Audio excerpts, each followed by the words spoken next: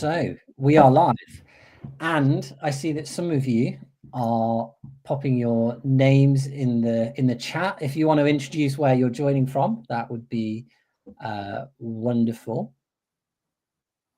I'm just waiting to see that we are indeed online. So if someone could just give us a message to say that they can hear us, then I will begin proceedings. So if someone could just write in the chat that you can hear us and everything's okay, that would be great. You are live. Thank you, Agat. So we're here this evening with Oliver Smith to discuss On This Holy Island, a modern pilgrimage across Britain. And this is a book I have thoroughly enjoyed.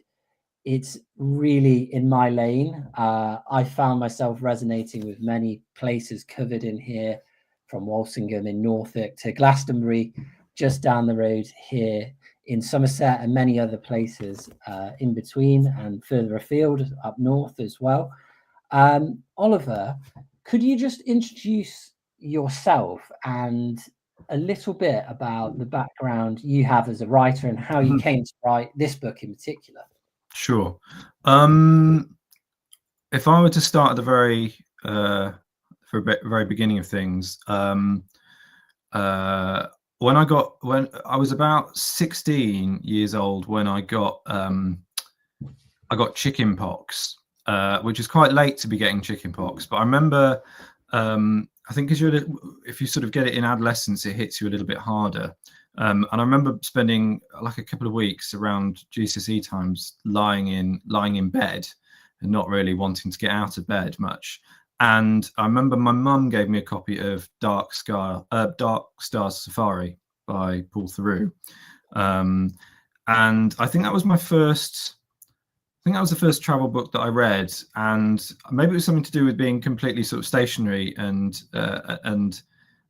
stuck in and in bed bound, but like it just felt like I was sort of traveling as I was reading this book. And it's a flawed book, and it's quite a prejudiced book in its own way, but like I think that was kind of at the genesis of it for me, really. And then in terms of how I sort of came to be a writer, I went to journalism school to do postgraduate at Cardiff, and out of there, the sort of long story is that I had a sort of summer job where I earned a kind of couple of £100, and I remember thinking like, what's the furthest I can go on the like £400 I got from my admin job, and I got a flight to Turkey, and then got on a long distance bus that took me to Aleppo in Syria, and then I sort of backpacked around the Middle East for a while, and then I pitched a story to Lonely Planet off the back of it, and that's how I sort of ended up working at Lonely Planet, and I was there for about 10 years, and then for the last 5 years or so I've worked for myself, I do quite a lot of journalism, and writing this book was something that was a dream for me for a long time. And I guess it kind of this book arose from like that feeling around the pandemic. I'd been made redundant around that time, and when you're made redundant, you really feel like I need a sort of journey to kind of snap me out of things. I need to go on a pilgrimage of a kind.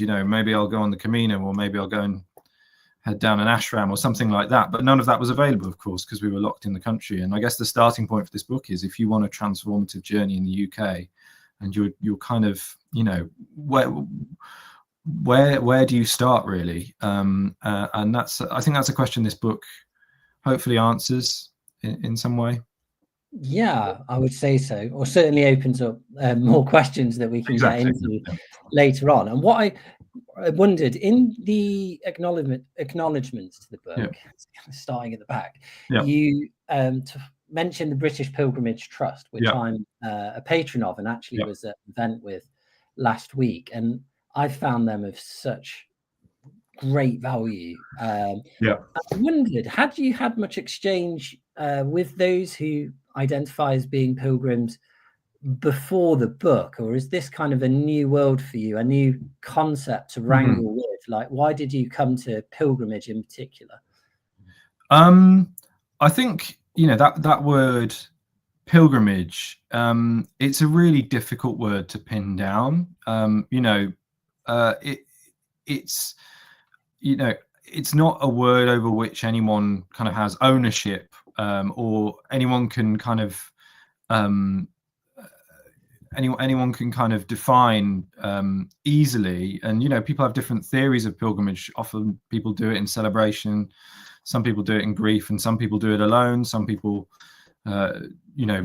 for them being solitary is that kind of conduit to the divine, and then for some people it's all about being in a group, and feeling that kind of solidarity. So people have all these different theories of pilgrimage. I think for me, really, that I think I write about it a little bit in the introduction to this book, that if you go to a pilgrimage place, it's 100% certain that you will meet interesting people, and you will meet people who will tell you their life story more quickly than almost in any other context, if you know what I mean. Like, people, their guards are down and their hearts are open. And I feel like in these pilgrimage places, some of these locations in the book, they're places where you can learn an awful lot about the human condition, I think. To answer your question, like, did I know many pilgrims before I set out on these journeys?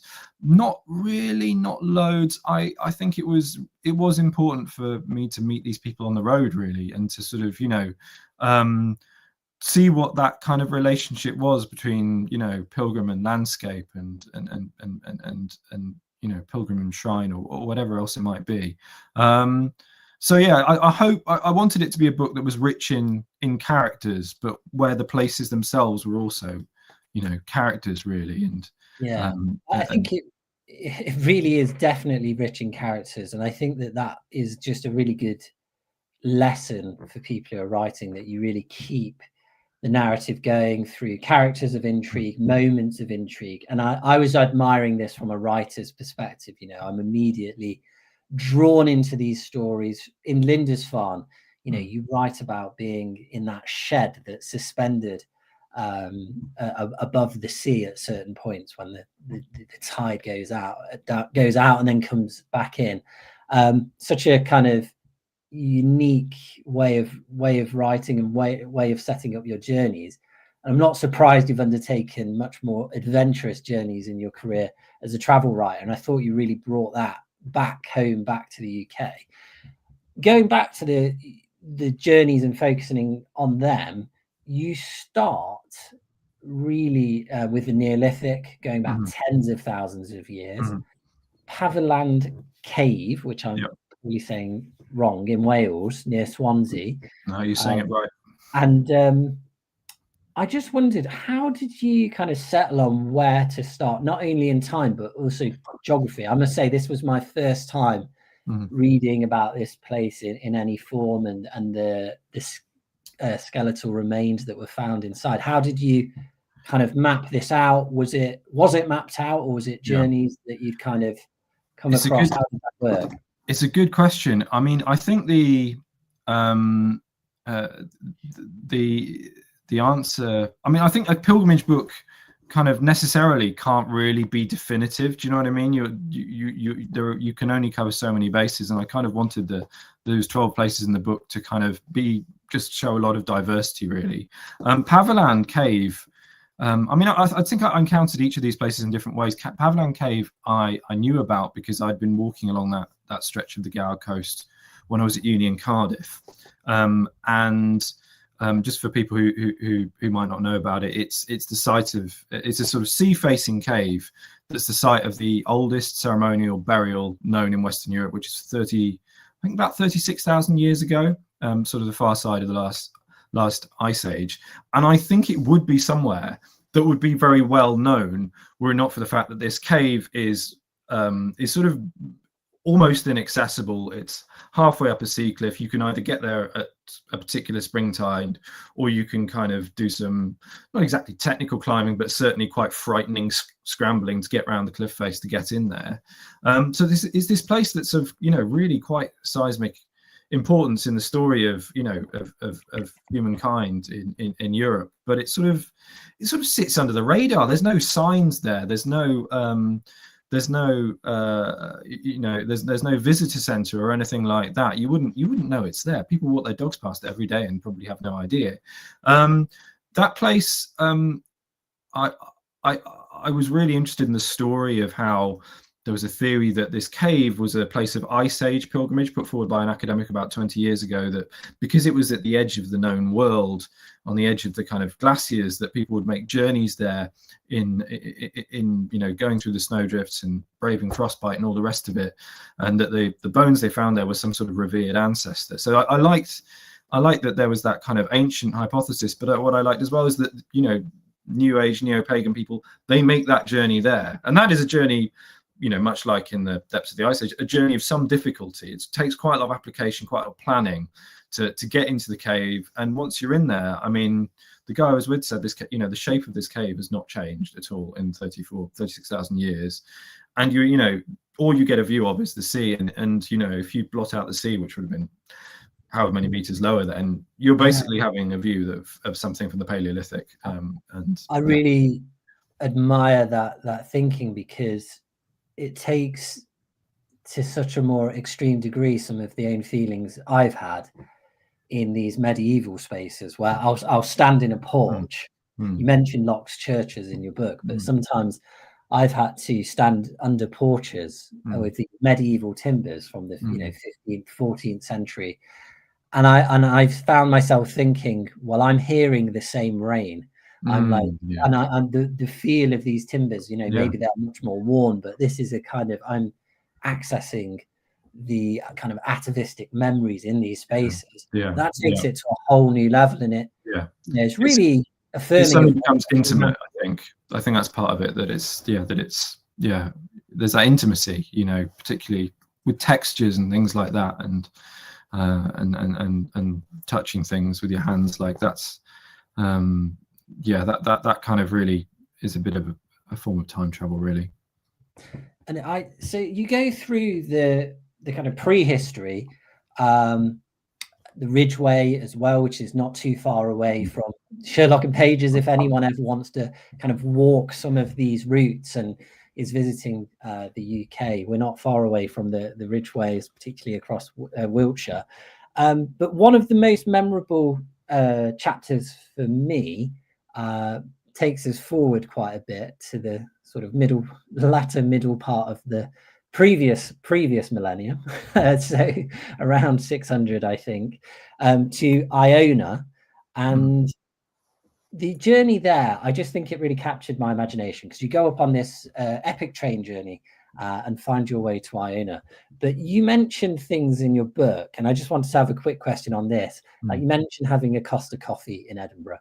You mentioned the fags being inhaled by the bus drivers, and there's numerous moments throughout the book like this. Is it a really conscious decision to make sure that you're recording these moments? Are you actually recording them in a notebook as a trained journalist? How does that work? Yeah, I think so. I think probably in this book you can probably see that I my training was as a journalist, and the teaching we had was, getting the notes down, record what you see, and basically get in amongst it, talk to people, hang out in the pub and see what stories there are in the pub, I'm more comfortable doing that than being in my own head. I think in my own head, I might sometimes sort of get a bit lonely or a bit confused, but actually going out there and making an effort to talk to as many people as you can, that's important to me. And then, things like, kind of talking about going for a Costa Coffee, or the bus drivers having a fag, or whatever it might be, or going to the Wetherspoons before going to Iona, all that stuff that I wrote about. I mean, I just felt that it was important to kind of, in this book, to just give a really honest portrait of what pilgrimage is in Britain, and have that kind of show those two realities, that it can be something that's deeply spiritual and deeply uplifting, and can be, there are these wonderful celestial metaphysical moments, but there's also, you will also, probably be getting on a National Express bus, or be going on a kind of first Great Western train that's delayed, or whatever it might be. Do you know that it's this is a portrait of Britain as it actually exists, as well as how it's kind of felt, having those two things side by side. I mean, I often think of like how I ended this book and went to Stonehenge, and the solstice is a really quite trippy and magical experience, where you're kind of almost back in the Neolithic at certain points, and the sun comes up and there's this sort of slanting light, but then the sun climbs a bit higher, and then it's just sort of a grey overcast day, and you've got that A road going straight past, so you just see Eddie Stobart buses go, Eddie Stobart lorries going past, and buses and all the rest of it. And it's you're kind of, I felt that writing this book, I was kind of constantly pulled back and forth between the mundane and the magical. Maybe the magical is the right word.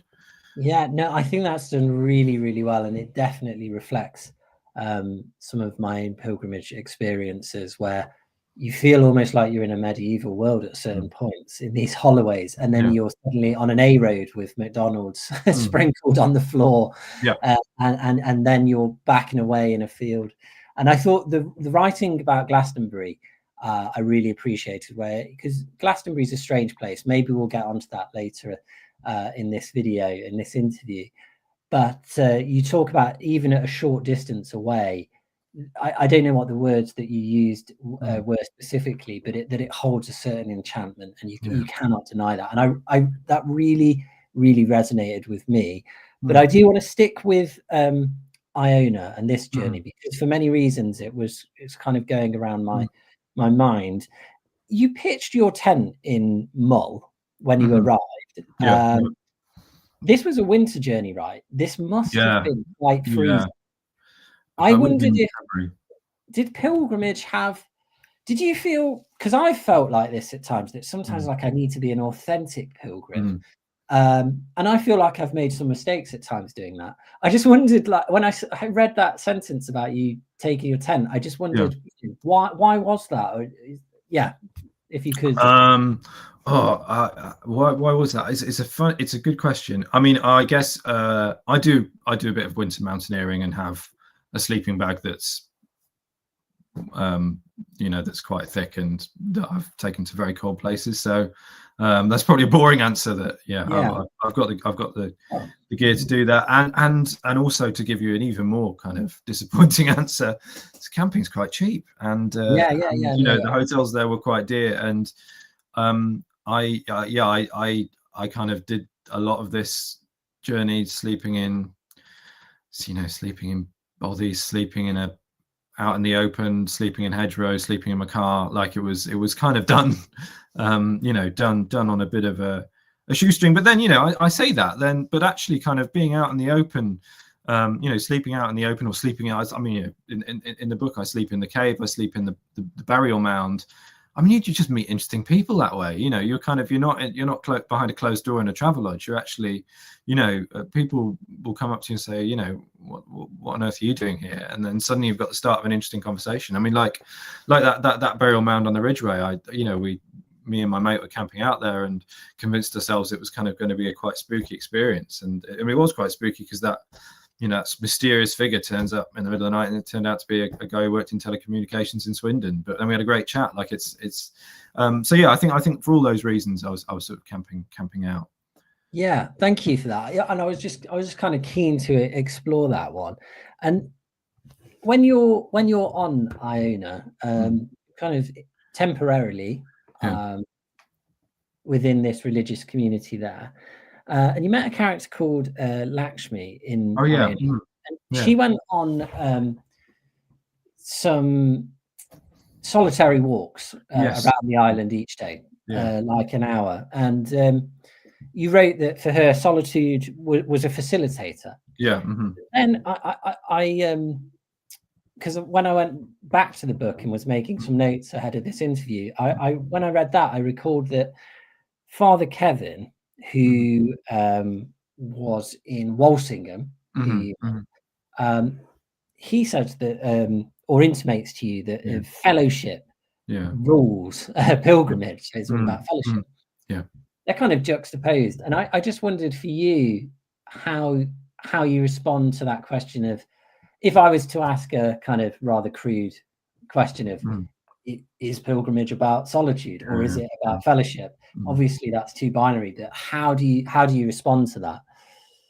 I think it's those are two different theories of pilgrimage, and I mean, Iona in particular, thinking about what Lakshmi said about being solitary. I mean, that's very much in the tradition of the Celtic saints, and and St. Columba, who founded that community, and also Cuthbert, and I think probably Aidan as well.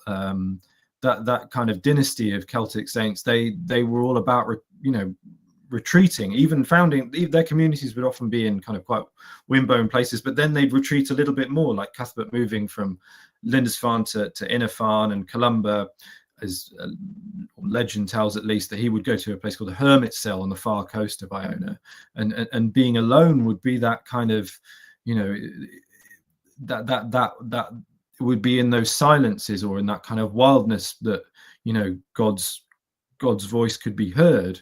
And then there's also the Celtic tradition of of the two books, the Bible and then nature all around you, as being another expression of of God's word, and having that all around you and it being unimpeded by the people in your company. That's another reason to be alone. But then so I think Iona, Lindisfarne, that makes sense, that solitude. I mean, you feel that in Lindisfarne too, not so much in the village because it's absolutely rammed, but if you walk along the beaches on the far coast, you can walk for an hour and just be on your own, even now. Iona too, like if you get away from the gift shops and climb the hills, you can be alone. But then Walsingham, I think that is very much, that's not obviously not something that is related to those Celtic saints. It does feel more of a sort of gathering place, if you know what I mean. In medieval times, people would be, traveling from across the country from many different angles to sort of, to be there. And I think, the revival of the 1920s, 30s by Father Hope Patton, he was very much about getting lots of people in, getting the railway lines so they could, bring in pilgrims and the national pilgrimage in whenever it is, May or whatever. That's a super social event with picnics, with hampers, with fellowship and being in the company of others in a way that I don't think that kind of thing exists in Iona. And it's probably to do with climate, it's probably to do with geography as well. So I think, those things, climate, geography, and those things play into whether it's somewhere you'd want to be alone or whether you'd want to be in the company of others. And I think probably, if I think about my own experience of pilgrimage, there's some pilgrimages I've done where I'm not really, if you've read this book, you kind of know I'm not really much of a character in my own book, but there are some contexts where I would want to be alone, and there's some contexts where I'd want to be amongst people. Well, you kind of answered the question that Stan has asked in the chat, which is, do either of you have a preference for solo or shared pilgrimage? To answer that myself, I always felt like, for me, and this is only for me, that pilgrimage was something that I needed to do on my own, or felt compelled to do on my own. It was my way of decompressing. I felt that, and actually when I did the Camino de Santiago, it actually bothered me being around a lot of people. I went in a busy time, and I think that's why I have certain question marks over that journey, but that's another conversation. Whereas actually now I find myself kind of wanting to go on a journey of shared fellowship. I want to be open. I want to meet different characters. And I've even talked to Guy, the chair of the co-director of the director of the British Pilgrimage Trust, who runs pilgrimage tours almost, where a group of people come together and go on pilgrimage. And I think I'd like to join one of them to kind of experience a group pilgrimage. So maybe everything has its right time. And as well as its right place, like you intimated. I think you're right. Just want to make sure I stick to my questions, or else we won't get through everything. I'm quite wary of very long debates about the semantics of pilgrimage. Mhm. What is a pilgrimage? What isn't a pilgrimage? But you reference on when you're in Iona your saltwater pilgrimage Yeah. around the Yeah. the circumference of the island, or Yeah. attempt around the circumference of the island Yeah. on your pack raft, which you Yeah. took. For me, that's kind of a self-generated pilgrimage. Yeah. And Mhm. do you, because I kind of just titled myself English Pilgrim Mhm. on Instagram, and then everyone just decided, oh, you're clearly a pilgrim. For me, it was just a kind of very, very quick thing that I did, and it was more just an intimation of I like exploring places, and I'm Mhm. English. Many of those places are in England. There kind of Yeah. wasn't that much thought into it. Yeah. So I'm just thinking, do you have any kind of thoughts about what constitutes a pilgrimage for you, and are Yes. they best maybe when Yeah. they're self-generated? Yeah. I mean, it's a hard question, and you know, I often sort of get asked, like, of all these journeys in the book, which is the one that kind of changed you, or which is the one that resonated with you? And they did all change me. I mean, I think they all resonated with me on different levels, but I think probably the way to kind of see my journey of writing this book is it was a kind of pilgrimage of understanding, if you know what I mean, rather than a kind of spiritual pilgrimage. It was a pilgrimage of trying to get to grips with these places. I mean, I would say the journey that I often talk about, that there was a sort of, that really was a personal pilgrimage for me, was the one I undertook. This is a little bit of a annoying thing to say in a book club about this book, but it was one I undertook in the aftermath of writing this book. I'd always had this plan to go and see the place where my grandpa spent World War II, and he was a radar operator on what was pretty much the most remote base in the European theatre of World War II, on the far northwestern peninsula of Iceland, in a place where there are no roads. Wow. There's no settlements there today. It occasionally gets polar bears landing from Greenland. It's quite an inhospitable environment. And me and my cousin, last summer, we decided we're going to set out to go and walk to Grandpa's base. And this journey had so much of the kind of, the elements of a pilgrimage, because we were going there with so much expectation. Much like pilgrims, we kind of built this place up in our minds, and we had that fellowship. We talk about, should you be alone, should you with anyone else? I mean, I couldn't have done that without my cousin. It was his grandpa too. We needed to be, next to each other, walking side by side. And it had hardship, had genuine hardship. It was quite rough conditions.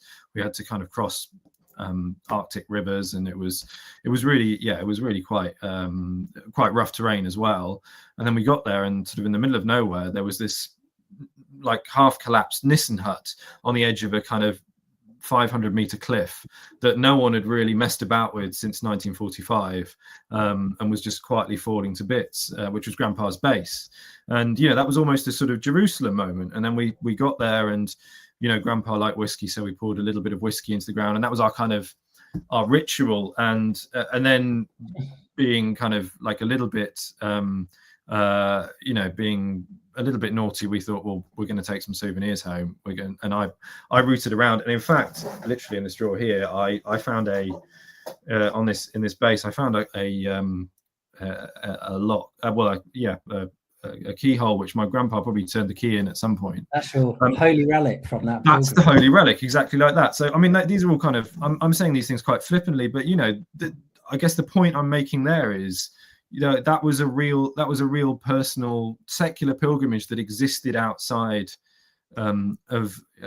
existed outside of religion, but was very much charged with meaning, and was something that I look back on as it was probably the most personal story I've ever written up. And it's I can send the link. It was in the FT Weekend.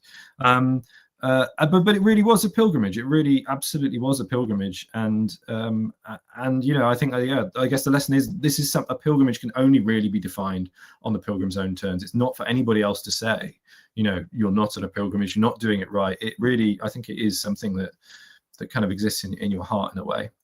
I would agree with all of that and all of the sentiment that you've just laid out. And please do send that link. I was just saying I want to read about this. I shall glad pop it I in can.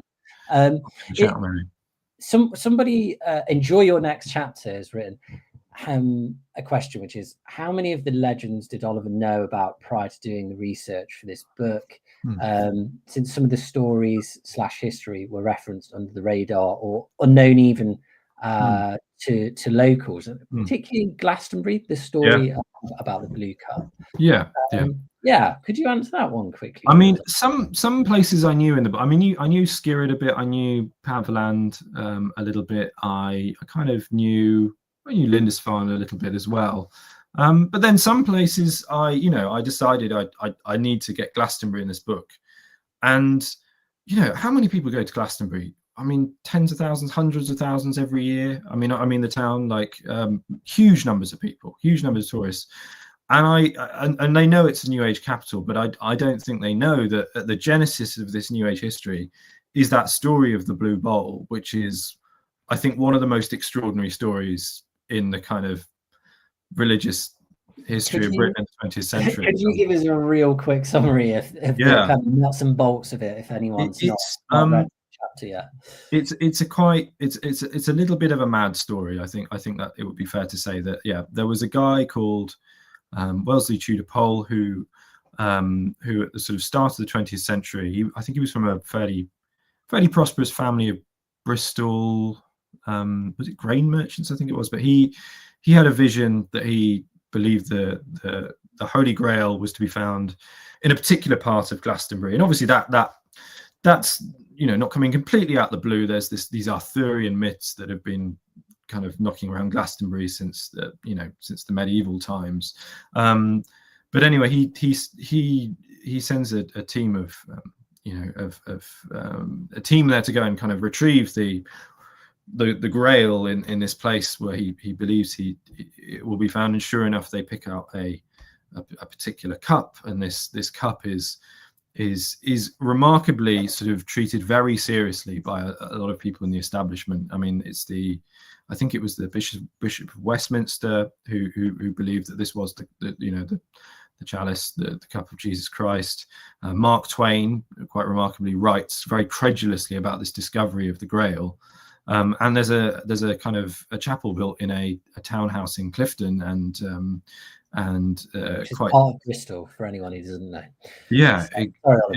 In Bristol of all places, and is Abdul Baha, one of the main figures in the Baha'i religion, goes there and kind of I think he blesses the cup, and it's sort of like seen as the dawn of a new era for mankind among a sort of small community. But then it sort of transpires that the cup was actually placed there by a guy who also had a kind of experienced a vision, and that I guess there's different ways you could read that it's a stitch up, or that it's actually there were two players in a greater destiny.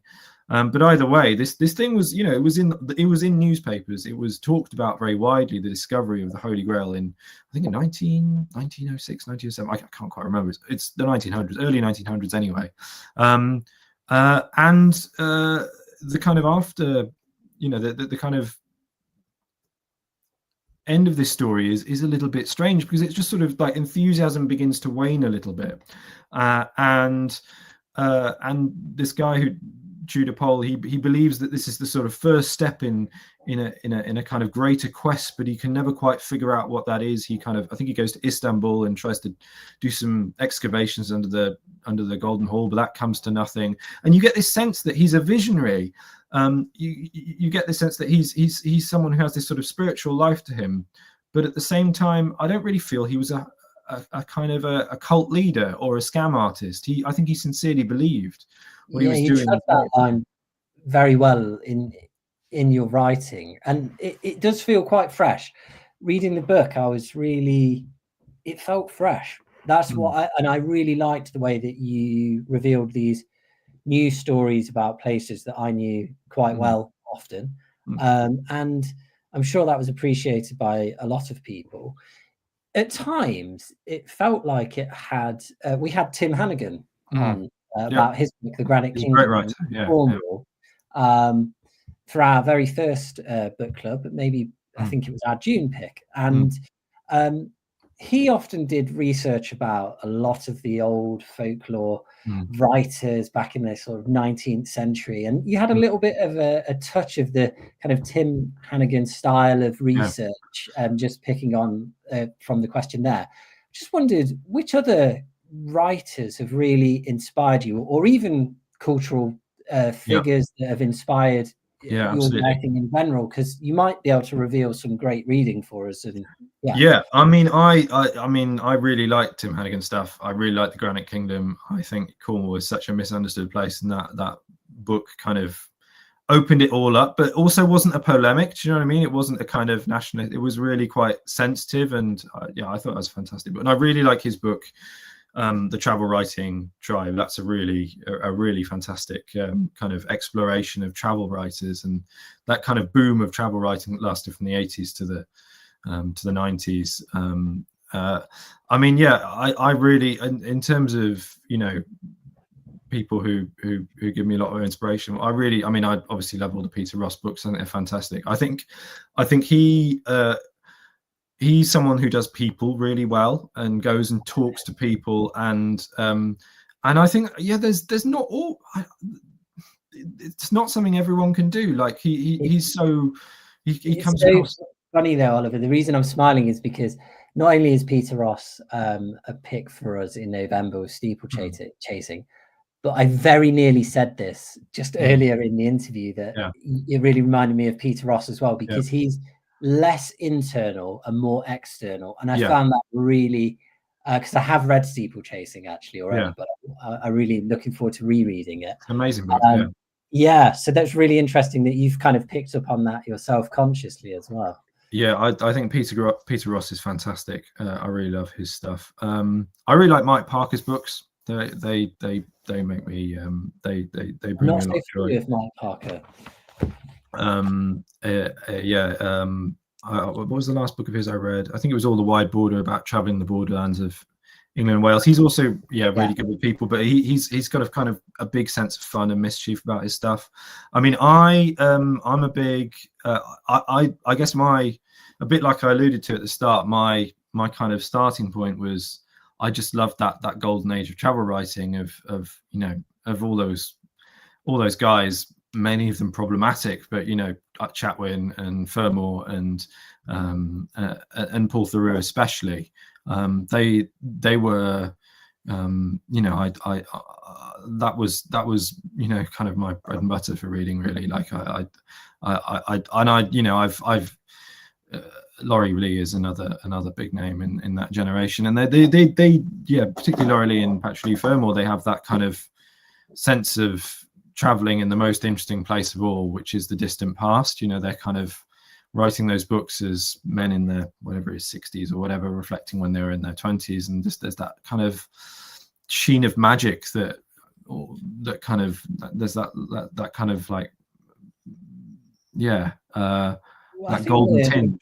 I think we're in a really, really interesting time, aren't we? It's like somebody listening to and acknowledging the genius of, say, the Rolling Stones and the Beatles. But the worst thing that you could possibly do now would be to try and be the Rolling Stones or the Beatles, because it's already been done. And I feel like we're at this stage in writing where it's going to be interesting to see what comes next. But I feel like you do need to have a grounding in those classics, or it's certainly going to be helpful to making you a better writer. Part of my ambitions for doing these series and this book club is one, just the enriching conversations and the community that hopefully we're building. But also, I really hope that somebody gets really into the writing themselves and maybe wants to take on a project and kind of thinks about all these themes. But moving on, sticking with the book, one thing I thought you did really well as well was dealing with the expectations of pilgrimage. you made some quite brave decisions, and I wondered how, as a writer, you kind of grappled with those.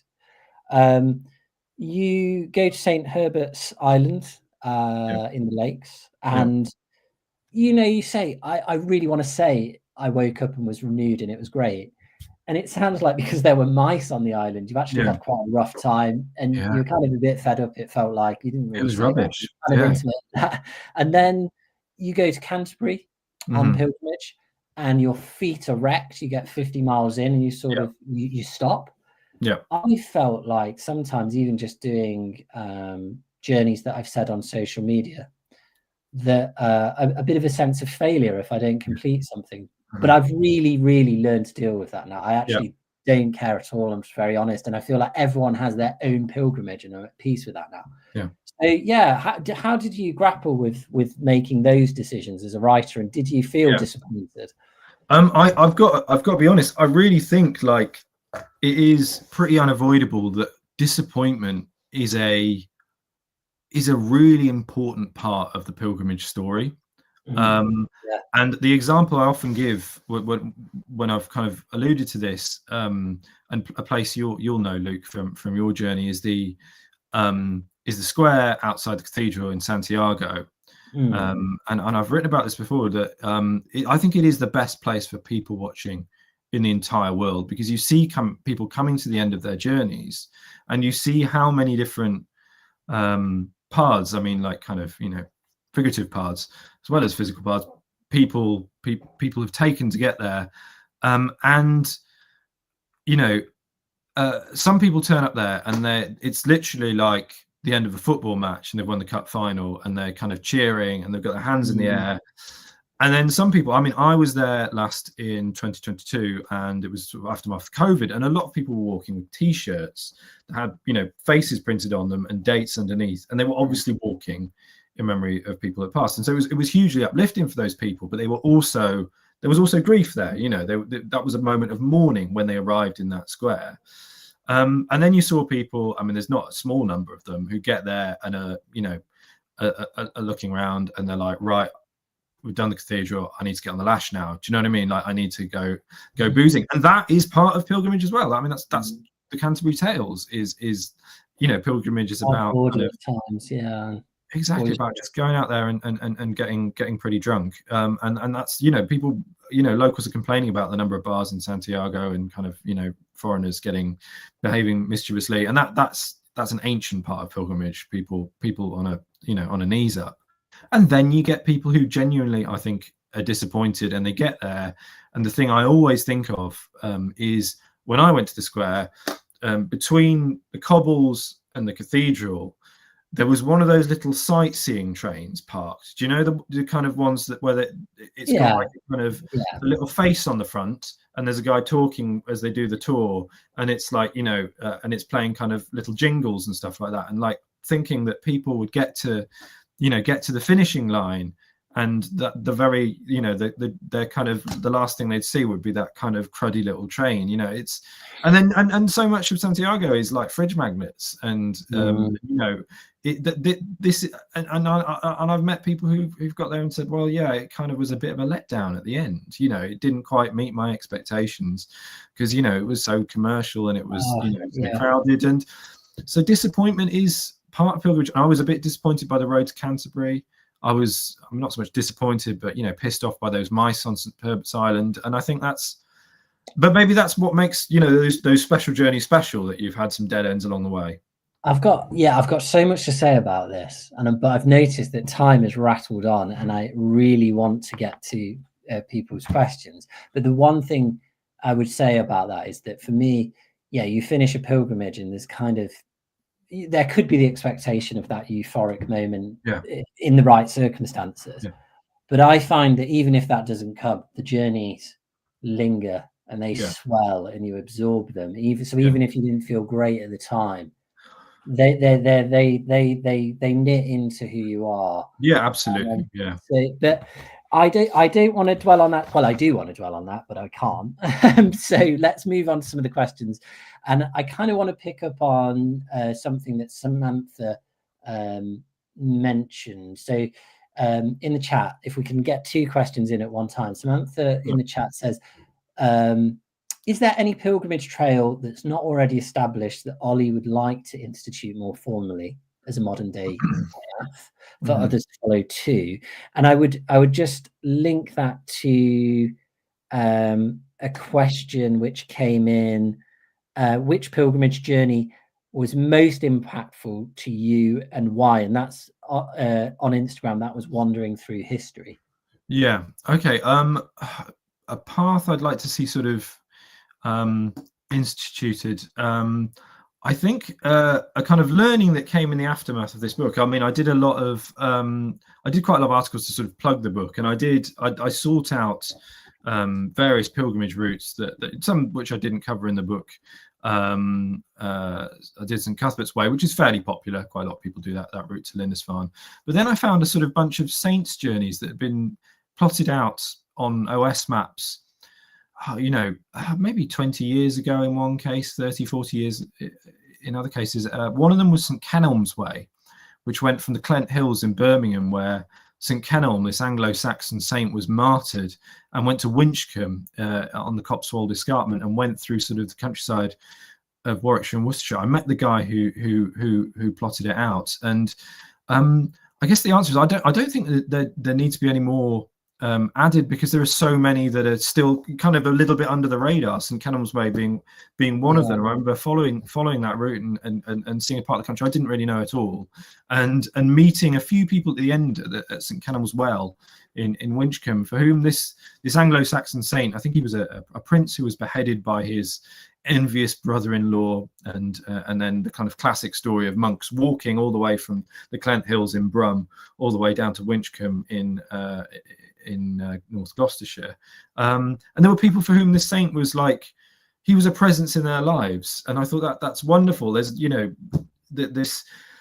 obviously he would have been hugely venerated in medieval England before the Reformation, and then there's a few people kind of keeping this torch going on, plotting a footpath, and making pilgrimages there on his feast day. I thought that was wonderful. Another one that I did was St Peter's Way. We talked a little bit earlier about Bradwell, and walking from Greenstead Church, the oldest timber building in Europe. It's the oldest timber church in Europe, I think it is. Timber church, definitely in England. I don't know. Certainly in England, yeah. But yeah, and it feels a bit like you've climbed into the innards of a tree when you go in there, and that path going from there across Essex, through kind of Essex in all its forms, which is kind of kind of quite wealthy commuter villages, and then wild places like the Dengie Peninsula, and ending at Bradwell. I did that walk, and that's another one that I think is under the radar. I think the catch is those routes don't have, and it's quite a boring but important thing, they don't necessarily have the hospitality, the infrastructure there to have good numbers of pilgrims. You'll have to get various local buses / taxis or whatever to get back to your starting point, and there's not much accommodation in either case, I think. But both those, St Peter's Way in Essex and St Kenelm's Way in Worcestershire and Warwickshire and Gloucestershire, absolutely fantastic walks. Yeah, there's so many rich pilgrimage routes across the UK, and I think the climate generally is quite good for pilgrimage, actually. Despite the rain, the kind of temperate climate is quite good for pilgrimage in my experience. And pubs. And there's plenty of churches to rest in as well at all times. But there does need to be maybe 1 or 2 routes where there's more infrastructure to kind of test the idea a little bit Absolutely. more. Somebody has asked a related question, which is Hellbob's 60s, which was on Instagram as well. I think this book is sure to encourage many modern pilgrimages. Which one in the book do you think will inspire readers the most? I've already earmarked my first choice. Tantalizingly, they didn't tell us which one that is. Oh, it's a good question. I mean, what would I like to see? I mean, we were talking a little bit earlier about like routes that, or places that I didn't know about before I wrote this book. And I mean, I can't figure you're probably about the same age as me, Luke, thereabouts. As someone who sort of, born in the 80s, I didn't know anything about the Stonehenge Free Festival. I didn't know anything about the Battle of the Beanfield. I did, yeah. I didn't know that I assumed Stonehenge was just sort of an English heritage site, and I didn't know that it had a spiritual life that erupted, genuinely sort of erupted, sprung from the ground in the 1970s and 80s, and that 70,000 people, however many people were going there, and it was a real pilgrimage, and that it was, you know, it was a kind of you know, it was almost a temporary city setting up on Salisbury Plain, and kind of being the first, I think, you know, big gathering that would have happened there since the Neolithic, quite probably. And then it sort of went away. You know, it sprung out of nowhere and then went away. And I thought that was a beautiful and a really sad story as well. That you know, this was kind of forgotten, and I didn't even know that in the 1990s, Stonehenge was, you know, like I write in the book, it was basically Checkpoint Charlie, and that there were walls around it, and it was kind of closed off as if it was, you know, a military base or something like that, and that only in the past, you know, 25 years has it opened for solstice. That tradition, which people always say stretches back to the mists of time, is actually just 25 years old.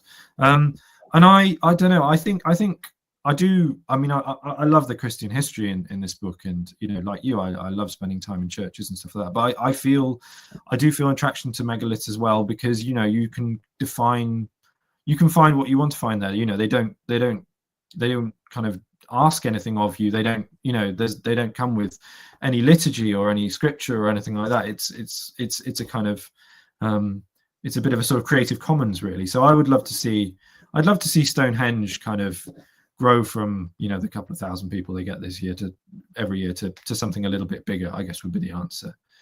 Yeah, well, that's really interesting for a number of reasons. One, Stonehenge is not all that far from Frome, from Sherlock and Pages. We're probably the nearest, like, alternative town, or one of the nearest. Avebury's also nearby as well, but we're a little bit larger. And so quite a lot of people make that pilgrimage at the summer solstice over, and it would be quite the experience. I don't really feel like I want to go. Not. I feel like I'd be overwhelmed by other people, and maybe I'm a little bit too solitary at the moment. But definitely some of the landscapes in Wiltshire, the historic landscapes. And there's a really good interview that we did in the shop with a chap called David Abraham, who photographed the I've seen his book. Aerial Atlas of Ancient Britain. Yeah, he speaks so soulfully about some of his visits to the prehistoric megaliths of Britain. So do check that out. It's on YouTube if you would like. Yeah, I've seen his book. And it looks fantastic. It is a beautiful book, available through us. Wooden Belfry Pilgrim on this asked, do you have a favourite church? That's a really good church. A really good question. We discussed it before. If you, it's a really good question. I think probably one that is, I'm off the top of my head. I mean, in London, I love St Giles. I love St Bride's because it's the journalist church, and you get the most amazing light in there.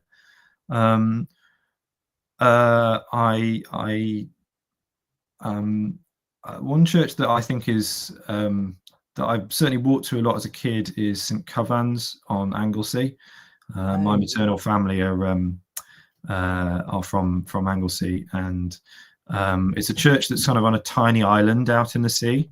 And it wasn't always that way. It was actually part of a peninsula, but then the sea kind of cut it off, and the island it's on almost looks a little bit like a ship.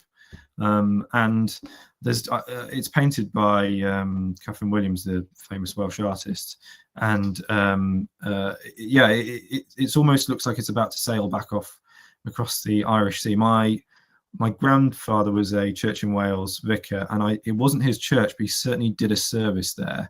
And I know it's a tiny little bit like Lindisfarne in that the water kind of rises and falls, and you'll get your feet a little bit wet if you tread across. And I think my mum told me that he walked across at low tide to kind of hurry through the service and then get back or something like that. But that's a very evocative church, I'd say. And I mean, it kind of comes back to the theme of the book, right? The overarching theme that there are these islands of spirituality, however defined, within within the greater islands of the British Isles, and that kind of gets back to what a pilgrimage is. And it just, for me, there does need to be some sense of there being a place in which you're making, even if that place is somewhere is maybe internal, it could be argued that it's a place that is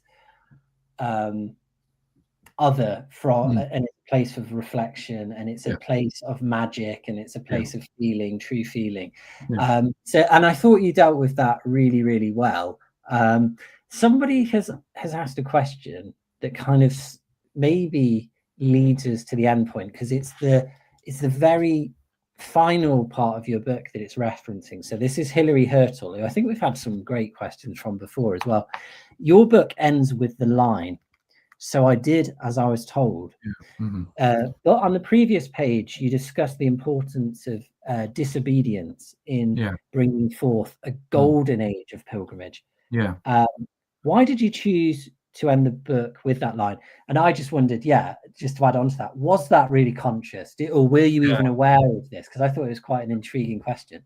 I guess what did I say? I said, you know, that a lot of these people that revived these places, like you know, like Tudor Pole, like Hope Patton in Walsingham, like George MacLeod in Iona, and people who kind of made an effort to kind of bring some of the magic of these places back in the 20th century. They were all kind of, in their way, a little bit disobedient and a little bit kind of slightly maverick as well. And then I do end the book by saying, you know, I did as I was told and cleared out the site when they told everyone to clear out the site. I mean, on one level, it's literally just what happened, and maybe on another level, it would take someone who's not me to kind of, you know, revive these places, and I'm more of an observer rather than a kind of a missionary.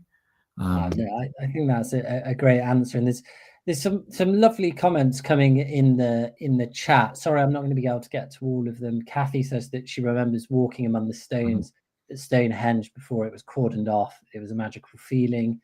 Elodia says that it's such a shame that these trails are inaccessible for wheelchair users, but a very interesting chat there. I do wonder if some of the locations, maybe at Walsingham, absolutely, the Holy Mile along the railway line, I'm pretty sure that would be suitable for. I mean, that's an old railway line. It's fairly well paved. There's no significant kind of contours up or down. So I think that would be one. That'd be one you could do as a wheelchair user. And I really felt like I've been on a pilgrimage through literature, through words. So thank you so much for that. And I've kind of wanted to ask this question throughout. So I'm going to like throw in one of the final questions, probably one of the 10 that I didn't get to. But you, towards the end of the book, you use this word re-enchantment or re-enchanting. And that the pilgrimage offers a possibility of doing that, of re-enchanting life, but also maybe the countries in which we live. And I sensed a level of skepticism which I really appreciated within the writing. I felt that I sensed, and maybe this is wrong, so feel free to answer as you please, of course, that you were kind of observing characters and maintaining a little bit of a healthy distance, but ultimately there's quite a high level of sincerity that comes out towards the end for me, and appreciating different people's paths that they were on, the journeys that they were on. And I wondered if you felt kind of, if it changed you, and what your attitude towards pilgrimage is now. Are you more in a more engaged pilgrimage? Is it something you want to be involved in going forwards? I think it is. I think you know, the ways in which I was moved writing this book was almost always vicariously, if you know what I mean. If you met someone for whom, you know, Stonehenge was a real temple, you know, I'd kind of buzz off them. Do you know what I mean? Like, I'd get a bit of a kind of I get a bit of a high just seeing them interact with somewhere like that. I mean, meeting people in in other places, in Walsingham or wherever, like kind of I don't know, I'd feel some of that wonder that they felt, and yeah, that was a fairly consistent emotion I felt through the process of writing this book. But at the same time, yeah, I just didn't want to. I wanted everything to be truthful, and I wanted to be truthful that that I was in these places, and a beam of celestial light did not come down and fall upon me. Do you know what I mean? Like it was about kind of that balance between being honest and having some wonder still, that I tried to strike throughout. And I guess the thing is, I mean, I think I don't have the answers, and who's to say these people are wrong? Do you know what I mean? Like, it definitely changed the way I was thinking about some of this myself. And I just want to say thank you for being a torchbearer for the travel writing tradition, like Thank you. journalistic. Thank you for having me. I learned a lot. I think it'll inspire a lot of people. I think it'll inspire a lot of people to go on pilgrimage, but I think it'll also inspire a smaller group of writers. And I would definitely recommend this to people who are kind of studying, particularly nonfiction writing as well, because I think, yeah, like Peter Ross, there's some real observational stuff there that's not so common. Actually, I'm probably not so good at it myself in my own writing, so I'm kind of trying to learn myself. So really appreciated. If we could just write in the comments, well, hopefully some appreciation for Oliver and his time and his book. Thank you for listening, guys. We did say an hour, but this recording will be available. And if you could all do me and Oliver a favor, which is share on this holy island, if you enjoyed it, as a recommendation to people, because I'm sure some pre-Christmas sales, well, they would help both of us, Oliver, I think. Absolutely. Yeah. Thank you for selling it. So enjoy your chapter, Ray. A true pilgrimage through British history mixed with geography is what I took away from the book. Very well written, very grounded, and full of insight. Thank you, Oliver. Thank you. So I'll just let it run for a minute or two, Ollie, but we'll leave it there for the questions. Great. It's really nice to see these comments coming in. Yeah, it's lovely. It's really nice. It's been out for a year and a half now, so it's to kind of have conversations like this and having people say lovely things like this, kind of out of the kind of the blizzard of launch and everything like that, is actually more enjoyable in a way, I'd say. It might feel like a long time for you, but in the bookshop world, that kind of, it's still very much there. And certainly for us, I feel like, because we've got these niche topics that we kind of pick up on, maybe in a bigger Waterstones, it kind of comes in and then it gets tucked away. But for us, we find there's these kind of staple books that we kind of live in and around in Sherlock Pages. So I'm trying to think back to the hardback, actually. But if you ever have any recommendations, Oliver, as well, for books that you've come across, please send us a DM. We're always here for it. And we'd love to see you at Sherlock and Pages one day. I'll come and pay a visit next time I'm in the southwest. Please do. Okay, I'll end, well, as the button says, I'll end the stream here, and everyone can go back to their normal lives. But thanks for this hour, everyone, and particularly Oliver. See you guys.